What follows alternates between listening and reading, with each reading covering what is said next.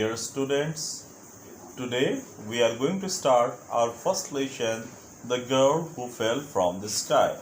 तो आइए इस लेसन को हम लाइन वाइज पढ़ते हैं और समझने की कोशिश करते हैं। आप सब लेसन 1 खोल लें। लेसन 1 जैसे ही आप खोलेंगे तो आपको मिलेगा, इसका टाइटल है the girl who fell from the sky. इसमें कुछ वार्म अप है जो वार्म अप आपको पढ़ना चाहिए। क्या कहता है? Look at the pictures given below. नीचे दिए गए तस्वीरों को देखिए। तो आप नीचे दिए गए तस्वीरों को देखेंगे और देखने के साथ साथ इन पिक्चर्स को समझने की कोशिश करेंगे। देखिए उसके बाद लिखा है Boman is lost in deep jungles. मतलब बोमन नाम का एक लड़का है जो घने जंगलों में खो जाता है। As he straight far away from the camping site. Camping site जंगल में, इसका मतलब कुछ और लोग गए उसके साथ और ये सब जंगल में घूमने के उद्देश्य से गए थे, भ्रमण के उद्देश्य से गए थे, जंगल का मज़ा लेने के उद्देश्य से गए थे। बट क्या हुआ, लेकिन क्या हुआ कि वो अपने दोस्तों से बिछड़ गया और घने जंगलों में खो गया। अब कोई अगर घने जंगल में खो जाए तो क्या होगा? Discuss with your partner how each action would help Boman till he finds his way back to the camp। तो अगर आपके साथ कोई पार्टनर है, कोई बैठा हुआ है, तो उसके साथ आप डिस्कस करें, बात करें और पता करें कि किन किन क्रियाकलापों से, किन किन कामों के द्वारा कैसे कैसे करके बोमन जो है वो अपना रास्ता खोज सकता है कैंप में वापस जाने के लिए। तो यहाँ तो आपके साथ कोई पार्टनर है नहीं और मैं यहाँ पर आपसे बहुत दूर हूँ। तो आप करेंगे क्या? जब आप ये लेसन पढ़ लें, समझ लें, उसके बाद आप बैठें और एक कॉपी में कम से कम 6-7 पॉइंट आप नोट करें और आप बताएं कि बोमन को क्या क्या करना चाहिए। चलिए आगे बढ़ते हैं। आगे पढ़ते हैं हम लोग कि when Juliane Koepcke boards the plane with her mother to visit her grandfather for Christmas। कि जब एक लड़की जिसका नाम है जूलियन कॉपेक, तो बोर्ड्स का मतलब होता है चढ़ना। तो जब जूलियन कॉपेक चढ़ती है एक प्लेन पर अपनी माँ के साथ, वो कहाँ जा रही है प्लेन में? टू विजिट हर ग्रैंडफादर, अपने दादाजी से मिलने। फॉर क्रिसमस, क्योंकि ये त्यौहार है क्रिसमस का। Little did she know that she would be spending her Christmas in a rain forest। और रेन फॉरेस्ट क्या होता है ये आप जानते हैं, आपने पढ़ा है अपने ज्योग्राफी के बुक में। तो उसे बहुत कम पता है, बस उसे इतना पता है कि उसे अब आगे का वक्त गुजारना है दादाजी के साथ, क्रिसमस वाला वक्त गुजारना है दादाजी के साथ एक रेन फॉरेस्ट में। Read on to find out what happened with her। आइए पढ़िए और समझने की कोशिश कीजिए, पता लगाने की कोशिश कीजिए कि होता क्या है कॉपेक के साथ। And how she survived it all, और फिर किस तरह से वो बच पाती है इन सभी से। तो इसके कई पार्ट्स हैं। पहला पार्ट है द जर्नी। द जर्नी मतलब यात्रा, मतलब इसमें यात्रा के बारे में, वो प्लेन जर्नी के बारे में हम लोग जानेंगे। तो आप समझिए कि मैं नहीं बोल रहा हूँ, I am not speaking to you. आपको ये समझना होगा कि जूलियन कॉपेक जो है वो जूलियन कॉपेक आपसे बात कर रही है। भले ही आवाज़ मेरी है बट जूलियन कॉपेक आप समझिए एक लड़की है जो आपके सामने बैठकर आपको अपनी कहानी बता रही है और एक रियल स्टोरी बेस्ड है। वो कहती है my name is Juliane Koepcke, मेरा नाम जूलियन कॉपेक है। And I was born in 1954, और मेरा जन्म हुआ था 1954 में। I grew up in Lima Peru, मैं लीमा में, लीमा एक जगह है पेरू में, पेरू तो आपको पता है एक देश है, तो पेरू के लीमा नामक शहर में वो पली बढ़ी। वो लिखती है आगे कि my parents worked at the museum of natural history, और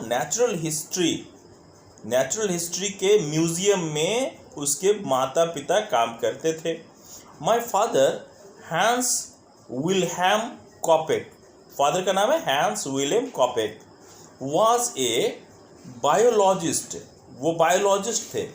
बायोलॉजिस्ट आपको पता ही होगा, जिन्हें बायोलॉजी की ज्ञान होता है, जो अध्ययन करते हैं और जो रिसर्च वर्क करते हैं बायोलॉजी में, वो बायोलॉजिस्ट कहलाते हैं। और वो कहती है माई मदर मैरिया कॉपेक, और मेरी माँ मैरिया कॉपेक वर्कड एज ऑर्निथोलॉजिस्ट, वो काम करती थी ऑर्निथोलॉजिस्ट के रूप में। तो ऑर्निथोलॉजिस्ट होता है उस विशेषज्ञ को ऑर्निथोलॉजिस्ट कहते हैं जो बर्ड्स पक्षियों के बारे में एक्सपर्ट होता है। तो मदर एक्सपर्ट थी पक्षियों के बारे में। कहती है कि आई वॉज 14, मैं 14 साल की थी, व्हेन जब क्या हुआ उसके साथ, जब यह दुर्घटना घटी उसके साथ, जब उसके साथ क्या हुआ कि जब they left Lima to establish a research station in the Amazon rainforest. और अमेजन के रेन फॉरेस्ट में, अमेजन आपको पता ही है बहुत बड़ा रेन फॉरेस्ट है, वहाँ एक रिसर्च सेंटर स्थापित किया गया।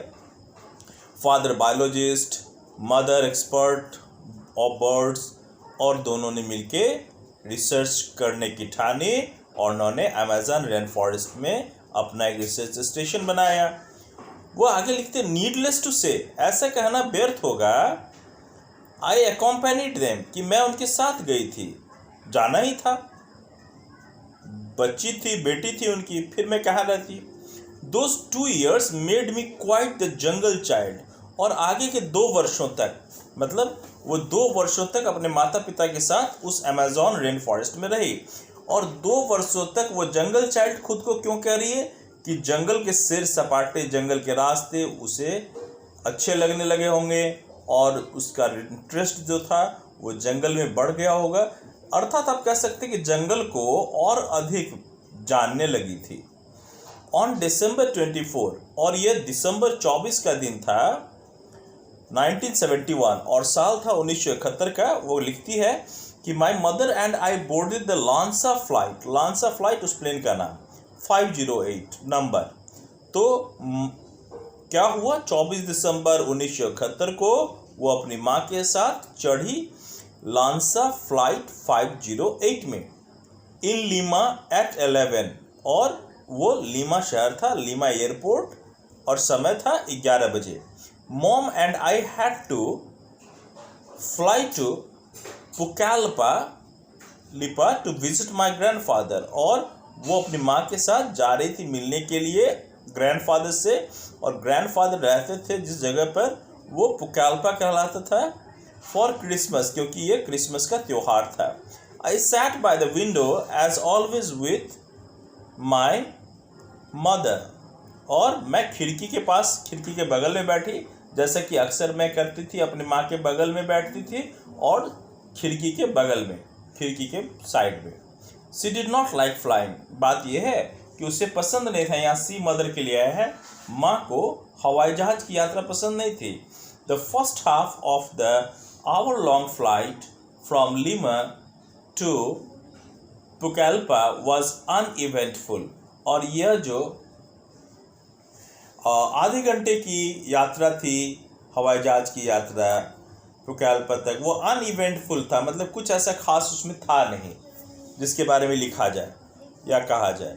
But soon we flew into a huge thunderstorm, लेकिन जल्द ही हमें लगा कि एक बड़े ही थंडरस्टॉर्म, थंडरस्टॉर्म कहते हैं किसको है, थंडरस्टॉर्म मतलब होता है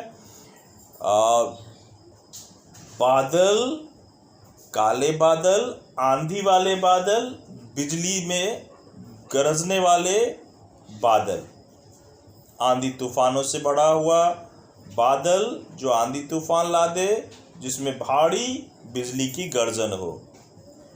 all at once daylight turn to night, और जल्द ही, देखिए 11 बजे का समय था, लेकिन जल्द ही दिन का समय जो था वह बदल गया रात में, मतलब कि ऐसा लगने लगा उन आंधी तूफान वाले थंडरस्टॉर्म के कारण कि रात दिन जो है वह रात में बदल गया है।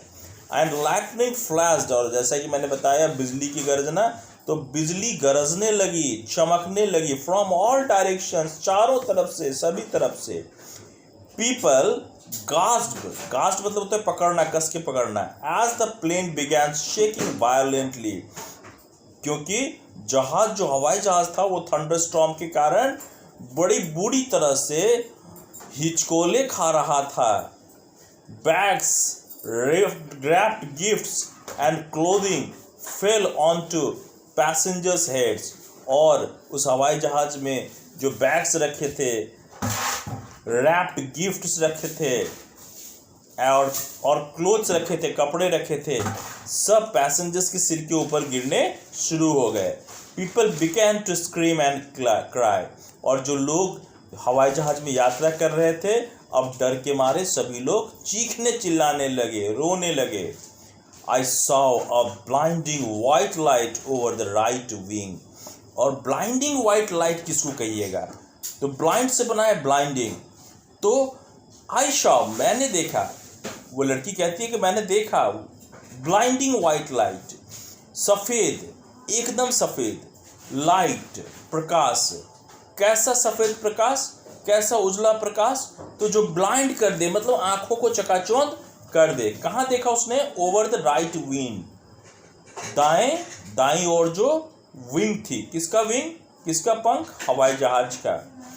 I did not know whether it was a flash of lightning और एन एक्सप्लोजन, और मुझे पता नहीं था कि अभी अभी मैंने जो देखा है चमक, बिजली की चमक थी, या फिर एक्सप्लोजन हुआ था, या फिर उस विंग में कोई एक्सप्लोजन हुआ था।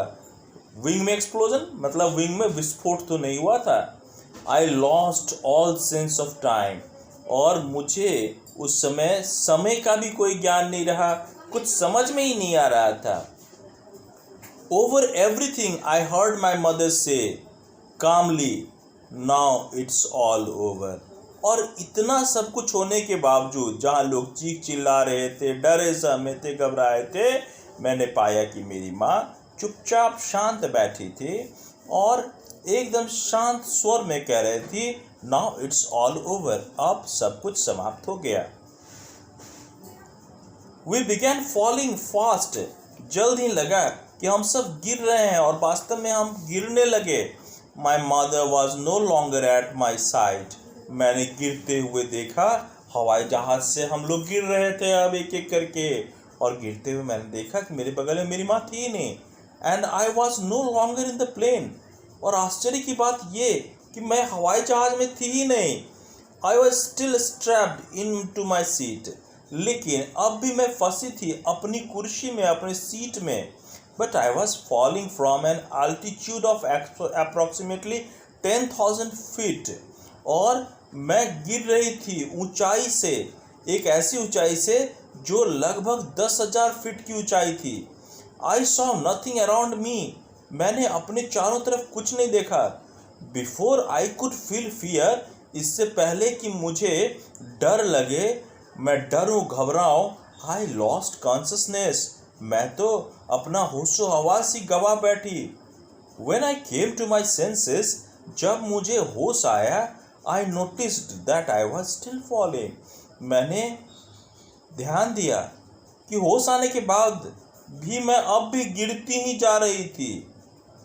The Peruvian rain forest was coming slowly, और अब मैं देख पा रही थी उतनी ऊंचाई से कि मेरे सामने नीचे की तरफ पेरुवियन रेन फॉरेस्ट आ रहा था धीरे धीरे towards me. The densely packed tree tops reminded me of Boracay. I saw everything as if through a fog before I passed out again. और मैंने देखा कि यह पेड़ों का एक समूह है। I will never forget the image I saw when I opened my eyes the next morning. और उस तस्वीर को तो मैं कभी भूल ही नहीं सकती हूँ जो मैंने देखा अगले दिन सुबह अपने आँखों को खोलते ही। The crowns of the giant trees above me were soft with golden light, और मेरे सामने बड़े बड़े भयंकर लंबे चौड़े वृक्ष खड़े थे जिन पर सुनहरी किरणें गिर रही थी। They bathed everything in green glow, और ऐसा लगता था मानो हरियाली में वो सब स्नान कर रहे हों, चमक रहे हों। I felt abandoned, helpless and utterly alone, और मैं स्वयं को असहाय और एकदम से अकेला महसूस कर रही थी। My mother's seat beside me was empty.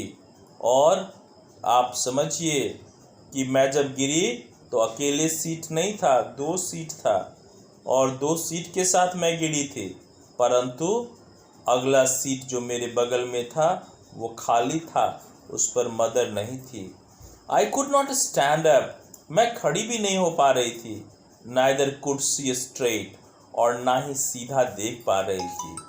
I realised, मैंने महसूस किया कि मेरा बायां सोलन सट, वो बाईं आंख मेरी फूल गई थी और बंद हो गई थी। I could see only through a narrow slit in my right I, और छोटी सी पतली सी लकीर सी चोट मेरे दाएं आंख में थी। माई ग्लासेस हैड disappeared, मेरे चश्मे खो चुके थे। But I finally manage to read the time 9 AM, और अंततः जैसे तैसे मैं पढ़ने में सफल हुई कि 9 बज रहे थे। इसका मतलब कि मेरे हाथ में घड़ी थी। I stirred and felt acute pain and touched my right collar bone, और मैं बहुत अधिक दर्द महसूस कर रही थी। मैंने अपने दाहिने कॉलर बोन, कंधे के गर्दन और कंधे के बीच के हड्डी को टटोला। इट वॉज ब्रोकन, यह टूट चुका था। आई फाउंड डीप गास ऑन माई लेफ्ट काफ, और बहुत ज़्यादा पीड़ा मैंने अपने बाएं पैर के काफ, मस्कुलर पोर्शन जो होता है उसको काफ कहते हैं, उसमें महसूस कर रही थी। बट स्ट्रेंजली, लेकिन अजीबो गरीब तरीके से, अद्भुत, इट वॉज नॉट ब्लीडिंग, इससे रक्त नहीं निकल रहा था, खून नहीं निकल रहा था पैर से। इमीजिएटली, तुरंत ही, मस्टरिंग ऑल स्ट्रेंथ, अपनी पूरी ताकत को एकत्रित करके, आई began searching for my mother, मैं अपनी माँ की खोज में लग गई। कॉलिंग हर नेम, माँ को नाम से पुकारने लगी। But only the voices of the jungle answered me, लेकिन ऐसा लगता जब भी मैं पुकारती माँ तो आवाज़ नहीं देती, हाँ जंगल में आवाज़ गूंजती जरूर। पार्ट 2 इसका हम लोग फिर कल पढ़ेंगे। आज के लिए इतना ही। Thank you all, have a nice day.